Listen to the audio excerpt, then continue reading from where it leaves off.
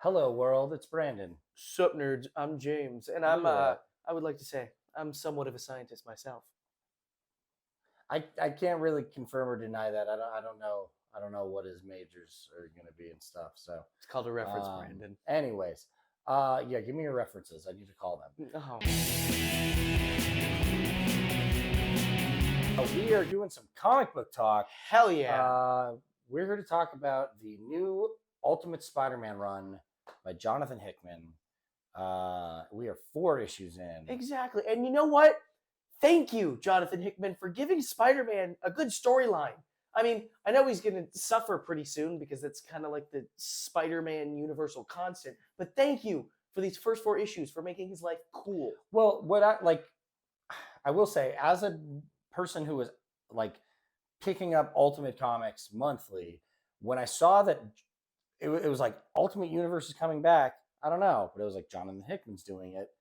I definitely am going to see this through because Jonathan Hickman is an incredible writer. He tells these really awesome stories over these long periods of time with his, his Fantastic Four run was outstanding. Everything kind of still led to Secret Wars, even through his like Avengers. He did the X-Men Krakoan age, essentially. Like he started that. That was his idea. And I wasn't going to not give his Ultimate Universe a shot. This is basically set up in the ending of his first little like mini series of the Ultimate Universe, where he stops the spider from biting Peter, and you see him do it. The Maker is an evil version of Reed Richards from the original Ultimate Universe, coming to the 616. That dude is still kicking. That's who caused all of this. Dude, dude is a cockroach at this point. Well, so basically, he creates his own world and takes out certain variables to put him. And he is controlling everything. In a way, because I'm a nerd and I like comparing things. It's kind of like Dr. Manhattan being a dick during the whole. But clock. if like he was intent, like if he was doing it with malice, okay. Like he was doing it because he's like, I'm doing this to cause, not to see what happens. Oh, okay. So it's not experimentation. No. Yeah. So basically, at the end of that, we get the new version or this world's version of the Avengers. A much younger Tony Stark, because his dad was still around and was just killed in this whole hubbubbery. But basically, Peter Parker gets a message delivered and says, hey, your life was changed. Where you are is not what was supposed to happen to you. In this container is a spider that will bite you and give you powers and turn you into a hero. We need you to be a superhero in about a year because we got a big fight coming up. Time to train and get your shit together. Do it for the Vine, bro. Do it for yes. Do it for Trust the it's not a Black Widow. Yeah. Oh my God. What the hell? Okay, back on track. Promise it's not gonna. Okay, anyways. But we get to see a Peter who's married, has children. His Uncle Ben's still around. Basically May's dead. May's dead. May is dead. Yeah, May has died. whatever. But May dies in the the whole hubbubbery, as I stated. Hubbubbery. We're calling it the hubbubbery. But it was such a cool, the way the stories were written so far, like with J. Jonah Jameson running in, yelling Parker, and you're like, oh, look, he's still getting yelled at. Hey, Peter, how's it going? He's like, Parker! And he's yelling at Uncle Ben, who is Peter's boss. And I'm just like, it was just this wholesome, good feeling to be like, look, he got it. He got everything that he's supposed to have.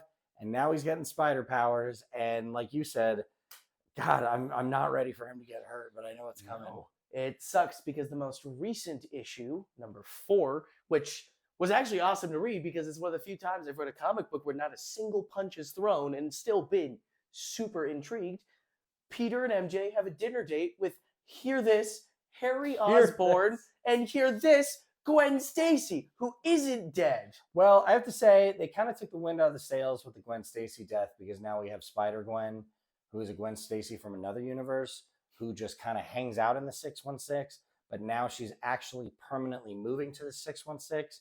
So Gwen Stacy is going to be back in the 616, even though she's not the Gwen Stacy who was in that, because that Gwen Stacy's dead.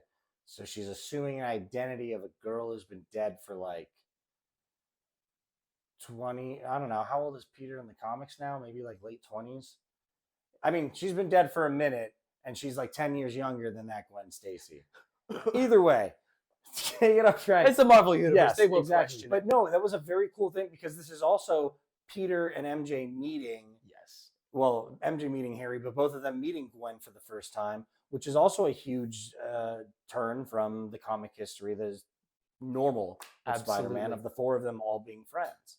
Yes, and it's super cool to see them all talk to each other, and now knowing that Harry's Green Goblin in this universe is actually good, and it's relatively good. Is he? We don't know yet. So far, he's shown that he is capable of doing good things, but we don't know how long that's going to last. But, excuse me. What's super interesting is that at the end of this comic, Harry reveals he's already told Gwen about his secret identity and that Peter should tell MJ. And Peter's like, no. And Harry drops the line, we all know it, say it with me, with great power comes great accountability. You said like young guy slang like 2 minutes ago, so I had to throw you off. Yes, with great power comes great responsibility. Does say it, and it's also like, oh shit, that's the first time he's heard that. Well, I mean, yeah, we don't know that Uncle Ben just kept being like, don't forget, great power, good, unrelated to anything that was happening. Uncle Ben, it's just a hammer and a nail. Yeah, he's like, dude, I'm just fucking, I'm painting. I'm a nerd. I'm not good at this stuff. Uncle You Ben, know I'm what, though, just which painting. you think about too, like Peter being like Peter his whole life and never being Spider-Man, and he still pulls MJ. Like, it means he finds that confidence at some point. I like that. I do. I never connected that dot. I just thought about it right now. But what this does mean is that, as we have seen with a lot of Spider-Man media throughout time, pretty much, that phrase does not bode well. No. I'm not ready for him to be hurt. This has been so good so far. I know. So either Harry's dying, or he's going to be evil, or somebody else dies, or something bad happens. If he hurt either of the children, Jonathan Hickman and I are going to have a rocky relationship going forward. So I'm really hoping all the kids make it out okay. Touch the children. We might kill. Well, yeah. Just that's a general. Don't do that. Don't touch it. Hurt the children, and I take your fingers, not in a fun way. Yeah. Don't fuck with the Parker kids. Leave them alone. But no, this is outstanding. This is honestly the book I look forward to most every month. Like the week that it's in my pull box, I get super excited because it has been outstanding. I don't know how many issues this is going to go for because he is clearly building to the next phase. With the first issue saying in this many months, we're all meeting up. But yeah, add this to your pull. I would definitely suggest checking it out. Absolutely.